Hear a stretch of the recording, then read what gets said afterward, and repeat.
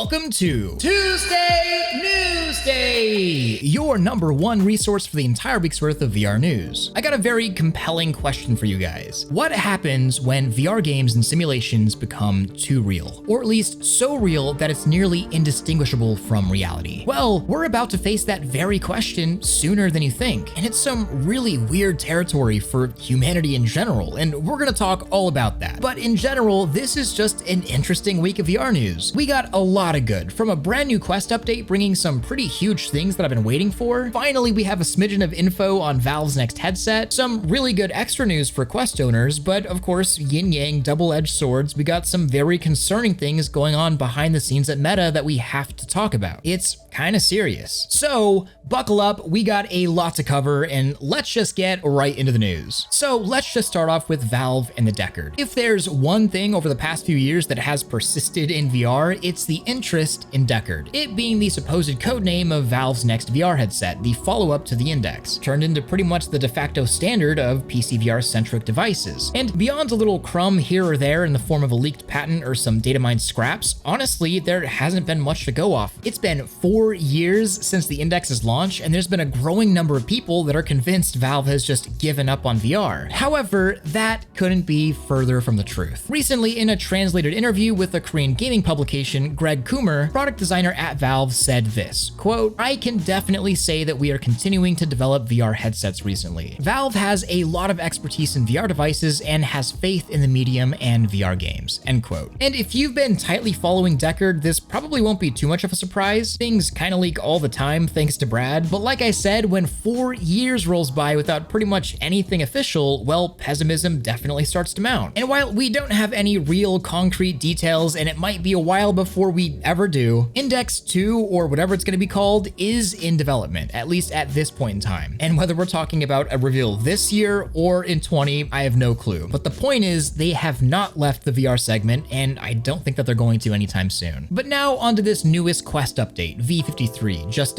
skipping right over 52. So this is in the public testing channel right now. It's not quite live for everyone, but you can nab it right now if you want to. But it might be worth it because it comes with a few pretty huge things. The biggest one I'm excited for is the ability to lay down and have a system-wide horizon adjust. Sort of similar to VRChat's horizon adjustment, but not quite as robust, but it is, however, system-wide. Basically, with this feature, you can be laying down completely horizontally, turn on the feature, and the headset will function as if you were wearing it while standing up. It makes me think maybe the good old half-dive sleeping VR headset that was canned a while back was onto something pretty special. But yeah, just a great feature in general that I think is going to help a lot of people out. Also, there are some updates for the user interface, particularly for the direct touch UI. Nothing super massive. Meta has been flip-flopping on UI choices for a long time now, and this just kind of seems like more of that. But in addition to all of that, there's actually something pretty huge for Quest Pro users. Last update, we got local dimming for PC VR, vastly increasing the contrast ratio of the displays and just making it look better in headset overall. And with this update, with the simple ADB command, we've got full system-wide PC VR or standalone mode local dimming, which if you own one is just a huge benefit. It's awesome. But now we can move on from updates and Valve hypotheticals. Let's go back to the question I asked earlier. This is something that I've been thinking about for a long time now, and with this gameplay footage recently taking the internet by storm, I think it's now time to talk about something that I really don't see getting talked about enough. The idea. What happens when games get so realistic that you can't tell the difference between what's real and what isn't? Because recently, exactly that happened. This is gameplay footage from an upcoming PC game, Unrecord. It's an Unreal Engine 5 title that is meant to be a hyper-realistic sim where you're viewing the game from the perspective of a body cam. And when this hit Twitter, it was extremely controversial. Some people legitimately couldn't believe that this was gameplay, and not gonna lie, when I first saw it, I thought it was some live leak footage, not a game. But it's definitely a game. This is all rendered. But that's not the only controversy. A Blizzard employee chimed in saying that this is too real, and a lot of people agreed. A lot of opinions were expressed that shooting someone in a game that is this realistic looking is maybe even morally wrong, and we should look at that. Which I find all of this discourse interesting, but I have a way bigger question on my mind as someone that spends my time in the world of VR. Looking at a game like this on a screen or monitor is one thing, but it's a whole different conversation when you take this idea of hyperrealism on a monitor with a mouse and keyboard and start talking about being in these simulations in virtual reality. Sure, something like this can look realistic, and it's proven that even upon close inspection, a lot of people can't tell if this is a game or real footage. But to me, as a VR person, that's kind of like being excited about being able to fake a photograph with CG. Like, this isn't a real photograph, it's a 3D model. But without context, yeah, of course it can trick people into thinking it's a picture taken with a camera. And this whole idea of extremely realistic 3D environments and the morals and ethics that go along with it is something that I know will probably be one of the toughest moral hurdles that virtual reality will ever go through. And this showed me that we're not that far from that conversation. In fact, already right now, the original demo of the blank scene from that very game that sparked this conversation is playable within VR. Of course, using the unreleased Unreal Engine VR injector mod. Yeah, it's lacking all of the realism flair and tricks, but my point is that if this is possible on a flat screen now, we're not that far from VR being so realistic that it can actually trick spectators into believing the captured footage is real. And to the experiencer, it can lead to extreme hyper immersion. Like I said, it's one thing to be clicking heads with the mouse. It's a totally different thing to be holding a gun in a virtual reality simulation that feels and looks real, and then to move your body and look at another player or character and pull the trigger. Using cutting-edge hardware and photogrammetry environments in Unreal Engine, I've actually already felt some of this hyperrealism. And there's a few really impressive demos out there for VR as is, which leads me to the question about all of this. How real is too real? Is there a limit where things just get too real within virtual reality and certain things that you can do within it should be taboo? Or is it all just polygons and we should detach ourselves from the virtual because it is not physically real? And does being in a simulation carrying out certain actions that you'd never do in reality have any effect on people or their psyche? Or is this all just a silly conversation similar to the problems Mortal Kombat had in the 90s? And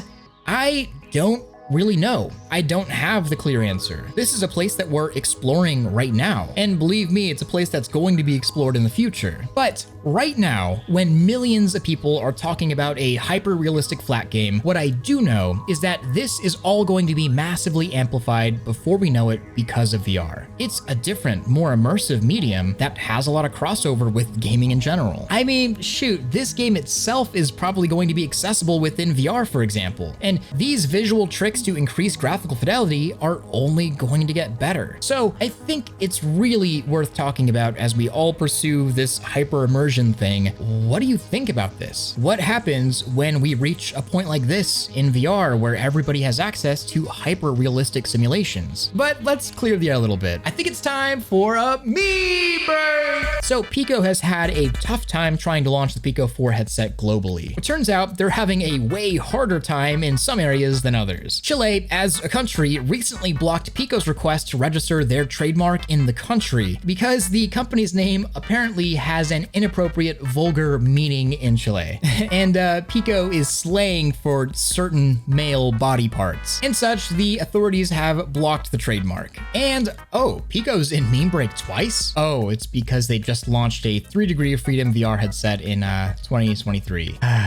Oh well, and back to the news. Behind the scenes at Meta in the same week, we have both incredibly good news, but also some really bad stuff going on. So I'll start with the good. You may remember people, including me, talking about how incredibly bad the retention has been on the Quest 2. How even though 20 million units have been sold, it feels like the majority of them have just sat on shelves collecting dust after the initial excitement of VR wore off. Meta even saying this themselves. The claims were not entirely baseless. And well, according to a Wall Street Journal article citing very credible internal documents from Meta, not only has some Quest software been incredibly lucrative, Beat Saber alone making over $255 million off of revenue over its lifetime, but the claims of Quest being a dead platform are just flat out wrong. According to these documents, Meta has reported that out of the 20 million Quests sold, the Quest 2 sees up to 6.5 million monthly active users. It still means that 2/3 of all Quests are sitting on shelves. It's not the best, and there's a lot of room for improvement, but on the more positive side of that coin, 6.5 million active users is a lot more than a lot of people were expecting. And it's by far the most users of anything VR related. And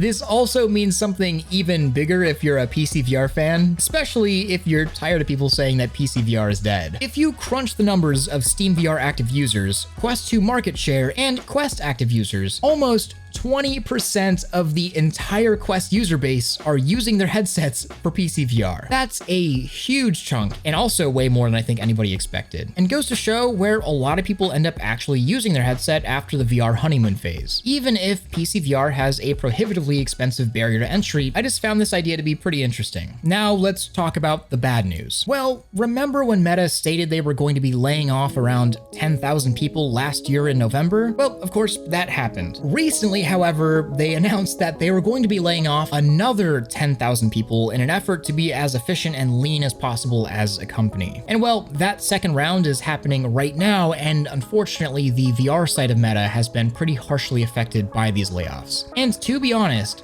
there's been a lot of pain and outcry across the VR industry for this. Ready at Dawn's senior engine programmer announced that a third of the company has been laid off, leading to a longtime VR developer from that studio vowing to never work in the VR industry again. One of Meta's other studios, Downpour Interactive behind Onward, are also feeling these company-wide layoffs. The producer stating that this purge was quote-unquote the toughest day of his career. And I feel a little mixed on this topic. For years now, I've been harshly criticizing Meta on their weird strategy of just buying up every successful VR studio that they can, and I've had good reason to do so. Almost every studio that Meta has bought hasn't released anything since their acquisition. Over 4 years of acquisition of 9 VR studios, we've gotten one game, that being Lone Echo 2 for PC VR, but that was already in development before the acquisition. To put it simply, just looking at the track record, when Meta acquires something, the studio will just stagnate, and then they crush the games that are doing well. And I can't help but wonder where we'd be right now if these studios had stayed completely independent, because what really happened was VR's best talent and strongest IPs were bought, inflated, then put on hold for a few years, and now they're cold, forced to part with longtime VR developers. And the mixed part of it comes in because, well, maybe this is good news. Not only are these longtime VR developers that were just let go free agents now, completely open to make whatever they want, having more experience in VR than almost anybody in the world, but on Meta's side, I truly hope that this means we'll actually get decent content from Meta-owned studios. How it's been obviously isn't working, and sometimes I guess less is more, which in this case seems kind of true, because when these companies had less, they actually did more. And I guess we'll see. I know Meta has a bunch of stuff up their sleeves content-wise, and I'm excited for it. I really hope that good things come out of all of this. I just really hope they don't fumble as hard as they have been, because it's been kind of painful to watch and cover every step of the way. And also, I think from this entire community, we really wish the best for all of the developers that recently got laid off. And I hope that you keep your talent within the industry. But oh, I actually have one more thing. This week is actually the 4th year anniversary of this channel, and